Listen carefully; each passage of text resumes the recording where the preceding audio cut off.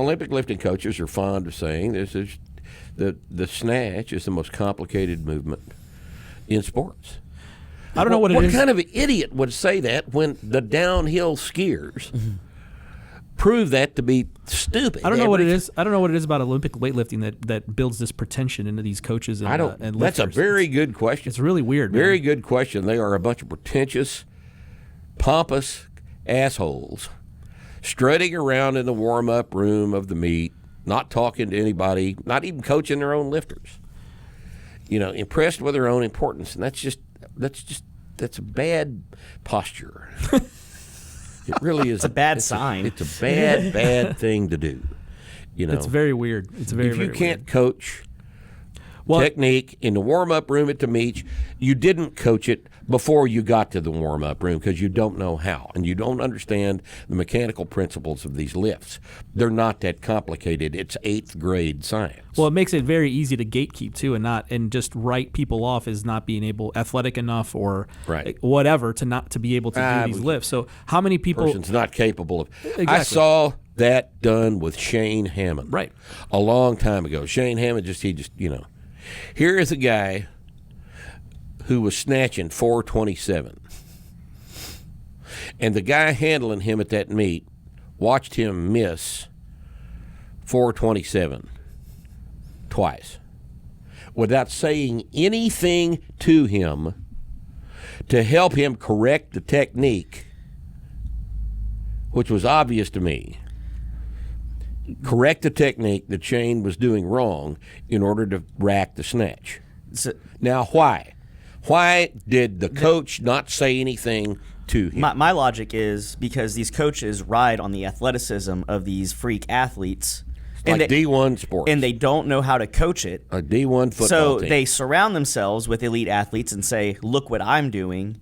When it's the actual athlete that's actually doing all the work. I mean, if Louis Simmons only lets you into his little garage, if you're already totaling 2,000, how come Louis Simmons gets the credit for your totaling 21?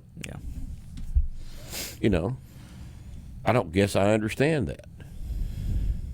But there's no actual technique coaching occurring at that level. No, there isn't. There's no development occurring at that level. It's been very weird to me since I first saw that. I took a friend of mine went with him just to basically hold his hand at the junior nationals back about 1980, 81.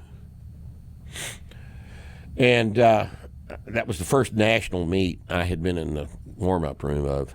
And it immediately occurred to me, these guys are not saying anything to any of their lifters about their technique. Mm-hmm. In the most technique-dependent sport on the surface of the earth. According to them, right? Yeah. Like going 95 miles an hour down a mountain covered with ice, that's not technical. Right? That's what counts as coaching though everywhere. I mean, that's not limited to Olympic weightlifting. Right. There's no. We're just more familiar with it than we are. It's an indicator of what happens during training sessions. Right. Because all the competition is just an extension of the training session in some respects. So you can tell that whatever technical issues are occurring, they haven't been addressed in training. Otherwise, there's an argument to be made they wouldn't be occurring on competition day. Right. But also there's no baseline of communication between the coach and the lifter to even understand what the fucking problem is. That it happens in all sports. Like just last weekend I was at a jiu-jitsu tournament, and I've always it's obvious, and it's just amusing to me every single time I go to these things.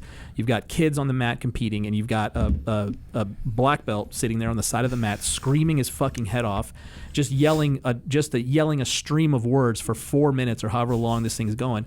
And it's obvious to me that this child has never heard a thing that you are saying right now, or is even capable of processing it if he has heard it. Well, if you've heard it before, you can process it, right? So if you've heard it before and it still needs to be corrected, it could be argued that you haven't processed it. Yep. And then somehow the kid loses, and it's the kid's fault, not the coach's fault. Right. No, but that's the same shit that happens in Olympic weightlifting. It's the lifter's fault somehow, not the coach's fault who didn't teach him how to do the fucking thing.